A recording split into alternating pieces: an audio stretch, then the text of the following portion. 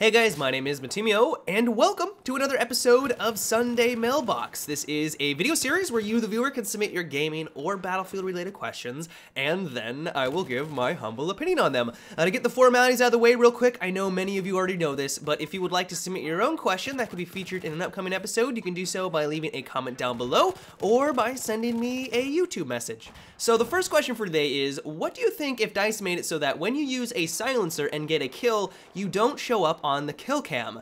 I am all for this recommendation. Like, I love the suppressors in Battlefield 4. I like to play the stealthy game and move around the map very methodically and taking down my enemies before they even know I'm there. That's a lot of fun.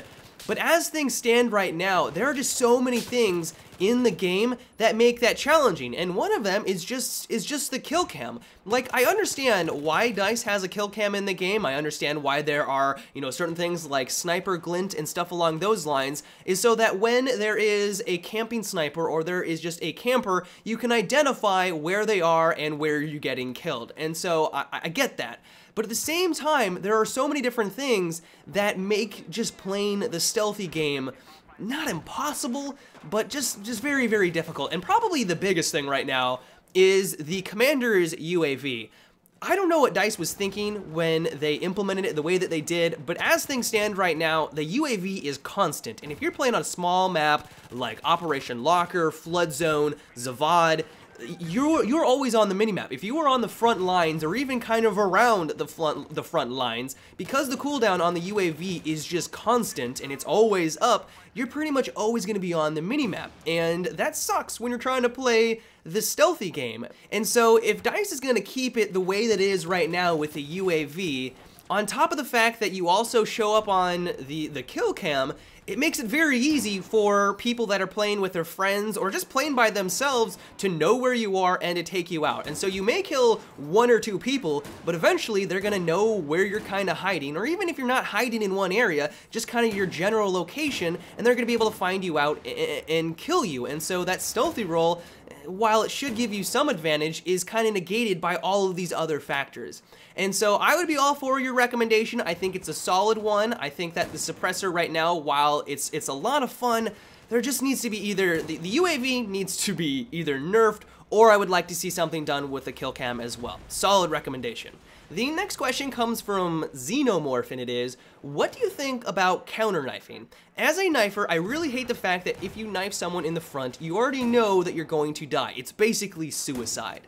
So I get this question, or at least something similar to it, like 100 times for every single mailbox. It's incredible, and I've been kind of reluctant to give my input on it because it's clear that a lot of people don't really like the counter knife animation. Like, a lot of people would like to see something changed, and while I wouldn't be completely opposed to it, I haven't actually had a problem with counter knife, and that's because when I get into a situation where I get, right next to someone, instead of trying to go for an I win button, I just shoot them like a normal person, either with my assault rifle or the secondary, and I don't even try to go for the knife, because if you're in a situation where you round the corner and you use your primary weapon, and you get them down to, let's say, 25 health, and then they just press their I win button, their knife, and they're able to get a kill off on you, and maybe there's some sort of counter knife animation, but let's say they make counter knifing more challenging, like, you would have won that firefight, but just because they clicked one button that doesn't really require any skill. I mean, sure, they may have to close the gap a little bit on you,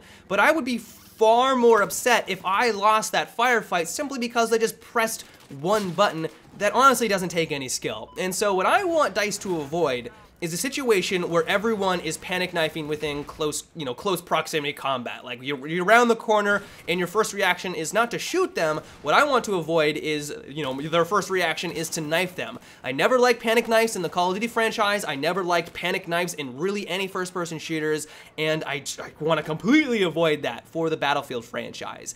And personally right now, I like the way that things are set up. Like, if you want to knife someone, it's a very humiliating way at taking them out.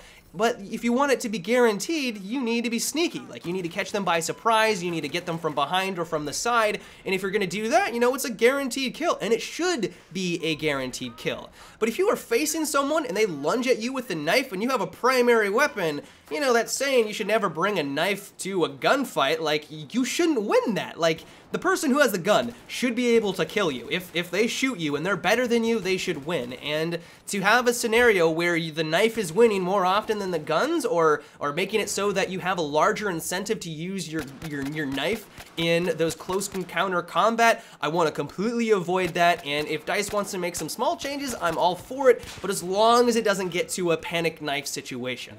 The next question comes from Winky, and it is, what do you think about Battlefield 4 expansion packs containing new sidearms? Battlefield 3 had only primaries and the S-Tac, so if DICE would add something like the mini Uzi or maybe another mini shotgun or something completely new, what are your thoughts on this?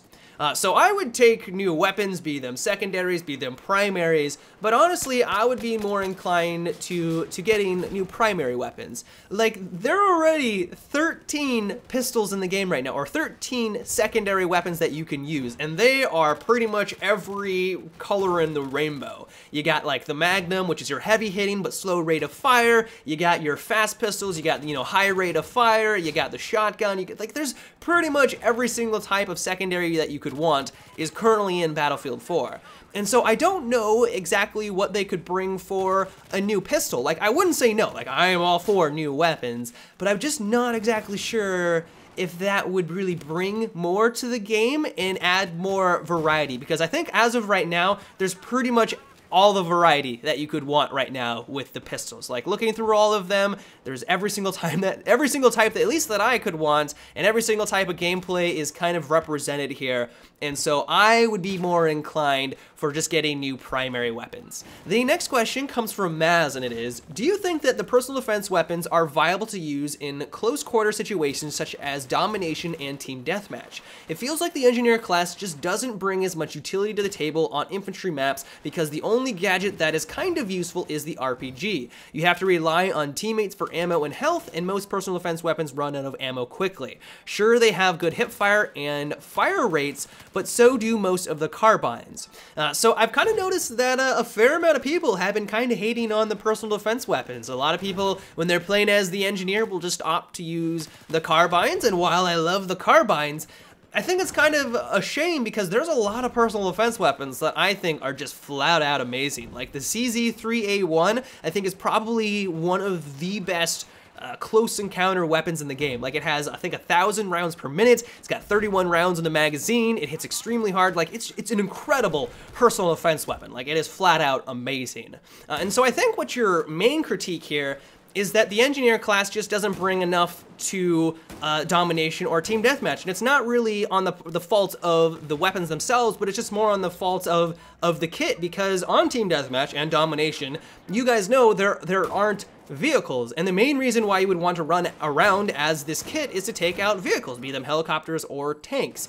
And when there isn't any of those assets on the map, of course you're not going to bring as much to the table, because that's the main reason why you play as the engineer. And so I would agree with you to some extent that engineers just don't do as well on domination, but that isn't to say that it's not fun or, also an effective class to play on these maps. Like, I don't know about you, but when I play on domination, especially when I'm on like Gold Mud Railways, playing as the engineer is an absolute blast. And that's simply because there's just so many destructible objects. You fire an RPG at a wall, it's probably gonna crumble. And if you are trying to play very aggressively and there's a couple of people just around the corner, instead of trying to go toe to toe with them, you just kind of loop around a little bit, punch a wall or punch a hole through the wall with your RPG, and then flank them from behind. Like, when you're able to pull that off, there isn't many things cooler in the game. It's just flat out awesome.